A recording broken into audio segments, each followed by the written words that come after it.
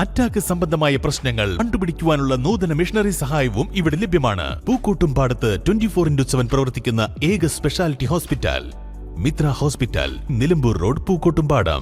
വണ്ടൂർ നിയോജക മണ്ഡലം UDF സ്ഥാനാർത്ഥി AP അനിൽകുമാർ നാമനിർദ്ദേശ പത്രിക സമർപ്പിച്ചു. പത്രികാ സമർപ്പണത്തിന് ശേഷം വണ്ടൂരിലെ തന്റെ ഓഫീസിലെത്തിയ അദ്ദേഹം കഴിഞ്ഞ 5 വർഷത്തിനിടെ മണ്ഡലത്തിൽ നടപ്പാക്കിയ കോടിക്കണക്കിന് രൂപയുടെ വികസന പ്രവർത്തനങ്ങൾ വാർത്താ സമ്മേളനത്തിൽ വിശദീകരിച്ചു.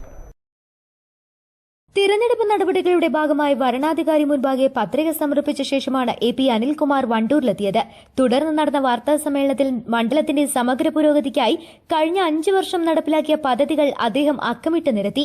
വിദ്യാഭ്യാസം, ആരോഗ്യമേഖല, കുടിവെള്ള പദ്ധതികൾ, റോഡ് വികസനം തുടങ്ങി എല്ലാ മേഖലകളിലും വൻ കുതിച്ചുചാട്ടമാണ് മണ്ഡലത്തിൽ ഉണ്ടായതെന്ന് അദ്ദേഹം അവകാശപ്പെട്ടു. കോടിക്കണക്കിന് രൂപയുടെ വികസന പ്രവർത്തനങ്ങളാണ് ഓരോ പഞ്ചായത്തിലും പൂർത്തിയാക്കാൻ സാധിച്ചത്. വരാനിരിക്കുന്ന തെരഞ്ഞെടുപ്പിലും ഈ വികസന തുടർച്ചയ്ക്കായി ജനങ്ങൾ UDFനൊപ്പം നിൽക്കുമെന്ന വലിയ ആത്മവിശ്വാസവും അദ്ദേഹം പങ്കുവച്ചു. മുൻകാല വികസനങ്ങളുടെ തുടർച്ചയായി ഒട്ടനവധി വികസന പ്രവർത്തനങ്ങൾ നടത്താൻ നമുക്ക് കഴിഞ്ഞു.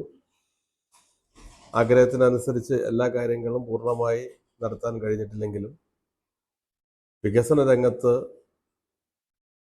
ജില്ലയിൽ തന്നെ എടുത്തു പറയാവുന്ന വികസന മുന്നേറ്റം നടത്തിയ നിയോജകമണ്ഡലമാണ് വണ്ടൂർ നിയോജകമണ്ഡലം. വിവിധ പദ്ധതികളിൽ, വിവിധ വകുപ്പുകളുമായി ബന്ധപ്പെട്ട പദ്ധതികളിൽ നമുക്ക് ഫണ്ട് പരമാവധി ലഭിക്കാൻ വേണ്ടി ശ്രമിച്ചു.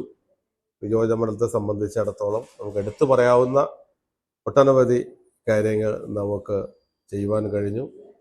അതിലേറ്റവും കുടിവെള്ള പദ്ധതിയുമായി ബന്ധപ്പെട്ട് നമുക്ക് വളരെയേറെ കാര്യങ്ങൾ ചെയ്യാൻ കഴിഞ്ഞു. കഴിഞ്ഞ 5 വർഷം നമുക്ക് AS ലഭിച്ച, അതുപോലെ AS ലഭിച്ച് പ്രവൃത്തി തുടങ്ങി പൂർത്തീകരിച്ച ഒട്ടനവധി പദ്ധതികൾ, പ്രവൃത്തി നടന്നുകൊണ്ടിരിക്കുന്ന പദ്ധതികൾ, അതുമായി ബന്ധപ്പെട്ട ഒരു കാര്യം ഞാൻ നിങ്ങളുടെ മുന്നിൽ സൂചിപ്പിക്കുകയാണ്.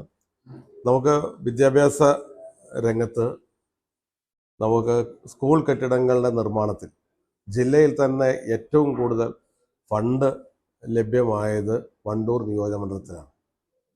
കിഫ്ബി പദ്ധതിയിൽ ഉൾപ്പെടുത്തി നമുക്ക് വിദ്യാഭ്യാസ മേഖലയിൽ ഫണ്ട് ഏറ്റവും കൂടുതൽ ചെലവഴിച്ചതും Wandoor നിയോജകമണ്ഡലത്തിലാണ്.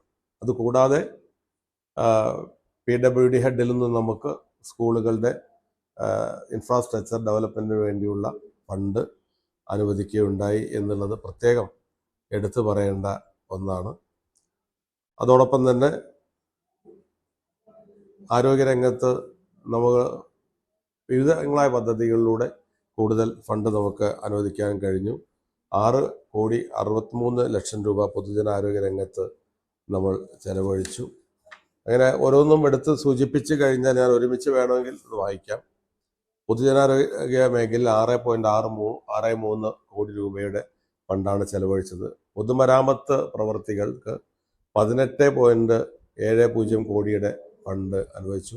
Central road and infrastructure ഫണ്ടിൻ്റെ 12 കോടി രൂപയുടെ ഫണ്ട് അനുവദിച്ച് പ്രവൃത്തി പൂർത്തീകരിച്ചു. PMGSY റോഡ് നിർമ്മാണത്തിന് 17.17 കോടി രൂപ ഫണ്ട് അനുവദിച്ചത്. അതിൻ്റെ പ്രവൃത്തി ഏതാണ്ട് പൂർത്തീകരിച്ചു കഴിഞ്ഞു. ഏറ്റവും കൂടുതൽ ജൽജീവൻ മിഷൻ ഏറ്റവും കൂടുതൽ ഫണ്ട് അനുവദിച്ച നിയോജകമണ്ഡലങ്ങളിൽ ഒന്ന് വണ്ടൂർ നിയോജകമണ്ഡലമാണ്. കേരളത്തിൽ തന്നെ മലപ്പുറം ജില്ലയിലും 2-3 നിയോജകമണ്ഡലം എടുത്തു കഴിഞ്ഞാൽ, മൊത്തം എടുത്തു കഴിഞ്ഞാൽ 2-3 നിയോജകമണ്ഡലങ്ങളാണ് ഏറ്റവും കൂടുതൽ ഫണ്ട് വന്നത്. അതിലൊന്നും നമ്മുടെ നിയോജകമണ്ഡലമാണ്. 622,52,00,000 രൂപയാണ് ജൽജീവൻ മിഷൻ വിവിധ പദ്ധതികൾക്ക് വേണ്ടി വണ്ടൂരിൽ, അതുപോലെ ചോക്കാട്, കരുവാരക്കുണ്ട്, കാളികാവ് തുടങ്ങിയ സ്ഥലങ്ങളിലൊക്കെ തന്നെ നമുക്ക് ജലസംഭരണികൾ ഉണ്ടാക്കുന്നതിന് വേണ്ടിയുള്ള ഫണ്ട് ഉൾപ്പെടെ, അതോടൊപ്പം തന്നെ വീടുകളിലേക്ക് വെള്ളം എത്തിക്കുന്നതിന് വേണ്ടിയുള്ള പൈപ്പ് ലൈൻ നിർമ്മാണം ഉൾപ്പെടെ 621 കോടി രൂപ ആ രീതിയിൽ നമ്മൾ ചെലവഴിക്കാൻ കൂടുതൽ ചെലവഴിച്ചു. ബാക്കി ചെലവഴിച്ചുകൊണ്ടിരിക്കുന്നു. മൈനർ ഇറിഗേഷൻ്റെ 2 കോടി രൂപ ഇതിനായി ചെലവഴിക്കാൻ കഴിഞ്ഞു. ആസ്തി വികസന ഫണ്ട്, MLAയുടെ ആസ്തി വികസന ഫണ്ടിൽ നിന്ന് 21,61,00,000 രൂപ ഇതിനകം ചെലവഴിച്ചു. News bureau, Wandoor.